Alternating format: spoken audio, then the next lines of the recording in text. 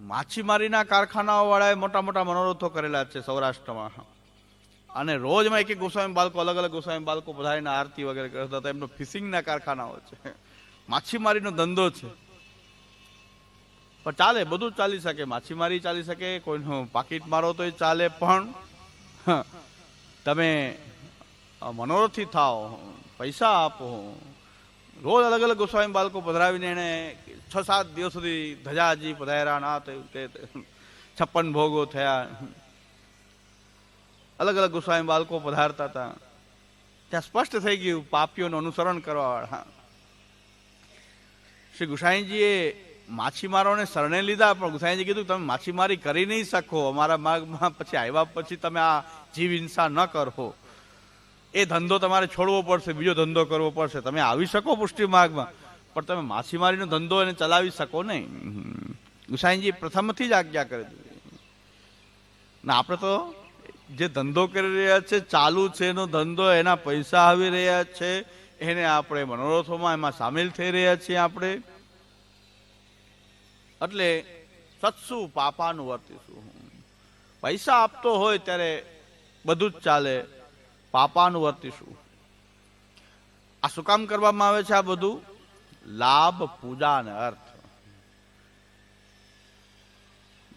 દ્રવ્ય આપણને મળી રહ્યું છે ને, પછી ગમે તે રસ્તાથી આવતું હોય, દ્રવ્ય મળી રહ્યું છે, લાભ, દ્રવ્યનો લાભ થઈ રહ્યો છે.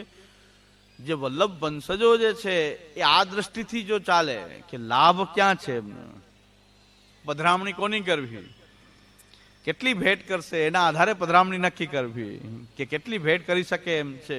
કોઈ નિષ્કિંચન વૈષ્ણવ છે, કાંઈ ધરે એમ નથી, તો એનો નંબર લાગે નહીં, પધરામણીમાં નંબર ન લાગી શકે. કોણ કેટલું દ્રવ્ય આપે એના આધારે એના ઘરે જવું કે ન જવું, ભક્તિ હોય કે ના હોય. ભક્તિ વધારે છે કે ઓછી કાંઈ મતલબ નથી, દ્રવ્ય તમે કેટલું ધરશો. અમુક ગોસ્વામી બાળકોનું 2-2 વર્ષ સુધી વારો ન આવે એટલું પધરામણીનું લિસ્ટ છે.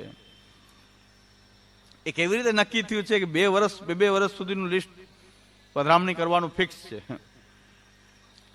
એ લિસ્ટ નક્કી કેવી રીતે થાય? કે એના માણસો નક્કી કરે કે કેટલો આ ભેટ કરી શકે એમ છે, એનો નંબર પેલા લેવાનો હોય, બાકી બધા નંબર તો લાગે નહીં. એમ પ્રાયોરિટી નક્કી થાય, 5 લાખ, 10 લાખ, 20 લાખ ધરે શકે એમ છે કે નહીં, એના આધારે 2 વર્ષનું બુકિંગ છે પધરામણીનું. લાભ ઉદાહરણ આપણે શોધવું જ ન પડે ક્યાંય પણ. લાભ, એ લાભ દ્રવ્યનો જ લાભ, બીજો કોઈ લાભ નહીં, દ્રવ્યનો લાભ. પૂજા, બધા મને મહાપ્રભુજીને માને કે ન માને, અમને મહાન માને, એટલી મહાપ્રભુજી કરતા એક સ્ટેપ આગળ વધવું છે આપણે. કારણ કે મહાપ્રભુજી પૂર્ણ પુરુષોત્તમ માનતા નથી પોતાને, એવી રીતે પૂર્ણ પુરુષોત્તમ તરીકે પૂજાવા માંગતા નથી. આપણે તો પૂર્ણ પુરુષોત્તમ રૂપે હે, આચાર્યથી વધીને પુરુષોત્તમ રૂપથી, સાક્ષાત ભગવદ રૂપથી પૂજાવા માંગીએ છીએ. તો લાભ, પછી પૂજા, અને આ બધું થઈ રહ્યું છે પોતાના સ્વાર્થ, પોતાના સ્વાર્થની સિદ્ધિ માટે, ધર્મના પ્રચાર માટે નહીં, ધર્મના કે દેવીજીઓના ઉદ્ધારાર્થ નહીં, પણ કેવલ પોતાના સ્વાર્થ માટે આ થઈ રહ્યું છે. આ હવેલીઓ કરવામાં આવી રહી છે, કેવલ સ્વાર્થ પૂર્તિ માટે કરવામાં આવી રહી છે. તો લાભ, પૂજા અને અર્થ એના માટે જ પ્રયત્ન થઈ ગયો છે. તો પછી આ વલ્લભ વંશજોમાં આચાર્યચરણનું સાનિધ્ય અનુભવાતું તો ક્યાંથી અનુભવી શકાય? આચાર્યચરણથી તો કેટલા દૂર વયા ગયા છે આપણે, કેટલા દૂર ચાલ્યા ગયા છે કે હવે આપણે એને સાનિધ્યનો અનુભવ એમની સાથે કેવી રીતે કરી શકીએ? લાભ પૂજાર્થ યત્નમાં ફસાયેલા હોઈએ તો વલ્લભ વંશજો પાસે પછી આચાર્યચરણનું સાનિધ્યનો અનુભવ થતો તો સિદ્ધાંતથી, એમના જીવનમાં સિદ્ધાંતની નિષ્ઠાથી શ્રી મહાપ્રભુજીનો સાનિધ્યનો અનુભવ થતો તો એ પણ આજના સમયમાં દુર્લભ થઈ ગયો. ભક્તને ઓળખવા દુર્લભ થઈ ગયા. બેઠકજીઓમાં આપણે શ્રી મહાપ્રભુજીના સ્વરૂપને ત્યાં પ્રકટ થાય એવું કોઈ વાતાવરણ રહેવા દીધું નહીં. બેઠકજીઓ, મોટા ભાગની બેઠકજીઓની પરિસ્થિતિ એવી છે.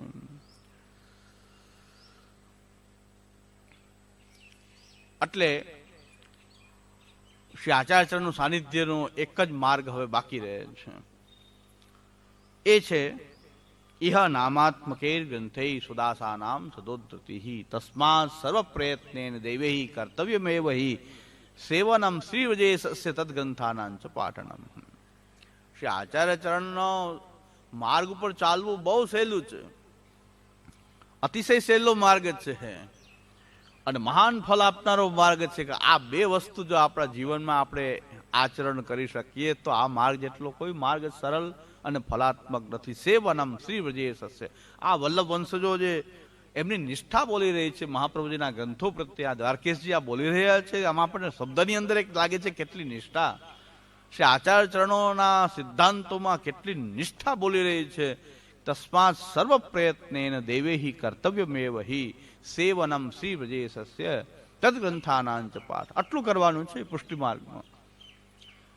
એટલે આપણે ષોડશ ગ્રંથને વિસ્તારથી અધ્યયન કરવાને બદલે આપણે અધ્યયન કાર્યક્રમ એવો બનાવ્યો આપણે કે સિદ્ધાંતને સ્પષ્ટ કરી આપણે સેવામાં જલ્દી જોડાઈ જાય. નહીં તો 15-20 વર્ષ અધ્યયન કર્યા પછી આપણે સેવામાં જોડાવાની વાત કરશું તો બહુ સમય વ્યતીત થઈ જશે ને આપણો ક્ષણભંગુર દેહ જે છે ક્યારે પડી જાય, ફરી પાછા આપણે ક્યાંક સહસ્ત્ર પરિવર્તનની ગર્તમાં પાછા સહસ્ત્ર પરિવર્તનના ગર્તમાં પાછા ન ધકેલાઈ જઈએ.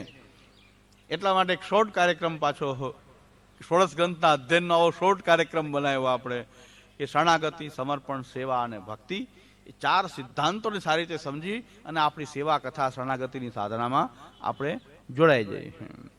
તો આપણું આ સહસ્ત્ર પરિવર્તનનો જે આપણો તાપ જે છે પુનઃ પાછા ક્યાંક એ સહસ્ત્ર પરિવર્તનની ગર્તમાં પાછા આપણે ન ધકેલાઈ જઈએ.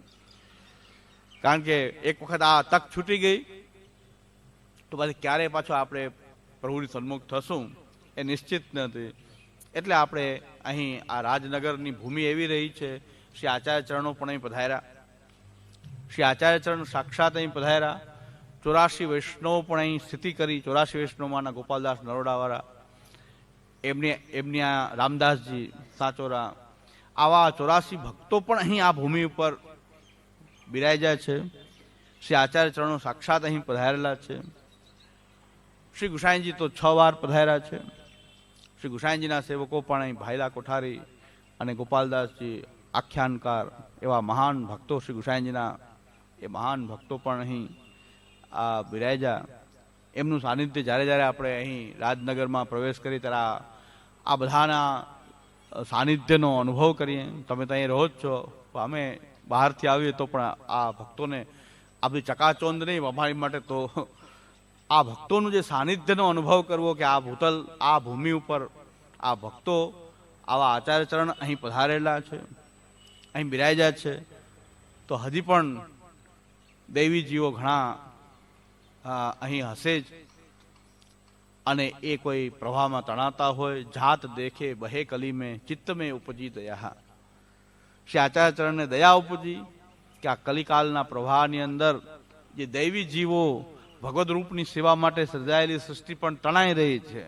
આ મનોરથોમાં, આ હવેલીઓમાં, આ ભંડોળી ભાગવતની કથાઓમાં અને ઘણા બધા રૂપ આવી ગયા છે. હવે આપણે ઠાકોરજીને છોડીને દીવાને ભજવા માંડ્યા છીએ.